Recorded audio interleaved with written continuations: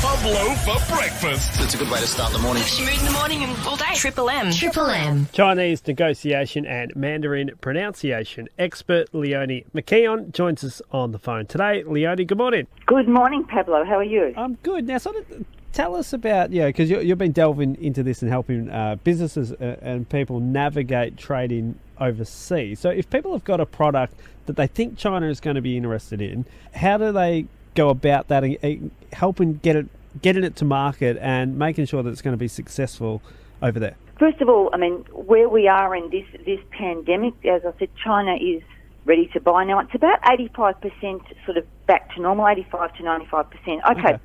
Now, if you have a product or a service, most of the time still China is more in tune with the tangible product. However, the service industry is growing. So if you've got a product that you think that is something that China may be interested in, the first thing is you look at what the market is doing at the time. Now, at the moment, the big winner is health, all right? So if you've got a product that is, to do with health, now, it could be something relating to aged care, it could be relating to fitness, wellness, all these kinds of things. And I would advise that whatever this product is, to have a digital application to it, because that's one of the things that China really wants now. So you do your research and you look at what China is doing and why would they be interested in health right now? Well, obviously because, they're coming through this pandemic and they're much more interested in being healthy, as we all are. We're washing our hands, we're taking our vitamin pills, all this kind of thing. It's sort of put that mindset. So then you look at how the product would be marketed in China, because quite often the way that we market a product in Australia is quite different in China. The trick here is keeping it Australian, but making it so that Chinese people understand it. Now, I know that you've said regarding that making it understandable, making it fun, making it engaging, and that maybe focus a bit more on imagery rather than just text. Yes, okay. Now, the image of Australia, which has been for many years, and this hasn't changed, is clean, green, small population, big land, this kind of thing. So if you have a product, it's better to show images, because images, remember that Chinese people read Chinese characters, and there's 60,000 of these Chinese characters in the language. They're like little images in their own right.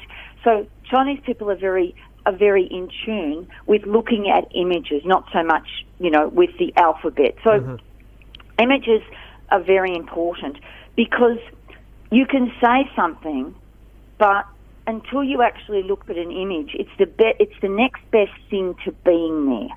All right.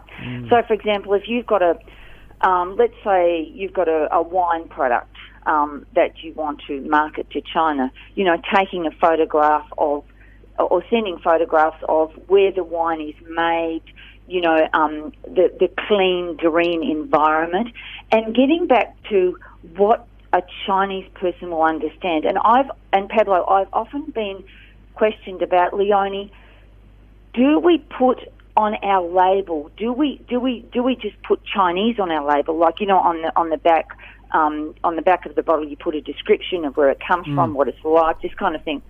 And of course the mandatories have to be in Chinese, and they say, look, should we translate that into Chinese? My answer to that is no.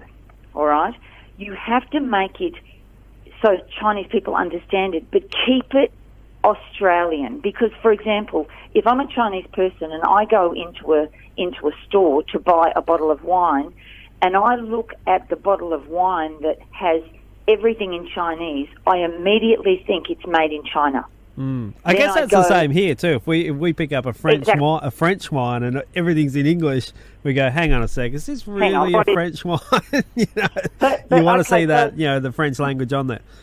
Yeah, but so you have to make it understandable. And remembering things like, in wine you can say things like, it's a robust as. Well, that's not going to be understood, because robust to a Chinese person probably means muscles. You see what I mean? So you have to really make it so that someone who speaks English as a second language, or a small piece of English, not a huge amount, understands the English. So you really look at it and you think, okay, well, it doesn't have another meaning behind it, because a lot of the labels do. So you have to look at it and really translate it in a way that it's understood, but keep that Australiana image, but not too much so that someone just walks past it, because if you make a product non-understandable when someone looks at it, well, then the person, face is a big thing in Chinese culture. So if I pick up a bottle and I have to ask someone what it means, I will lose face, all right?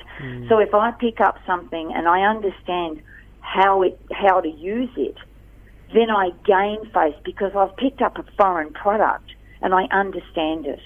So it's really getting that line between keeping it foreign, but so that a Chinese consumer will understand what it's actually on about. It's fascinating. People can find out more info at LeonieMcKeon.com. That's McKeon.com. Chinese negotiations and Mandarin pronunciation expert. Thanks for your time today, Leonie. We appreciate it. Thank you. Thank you very much, Pablo. Bye for now. Pablo for breakfast. Triple M.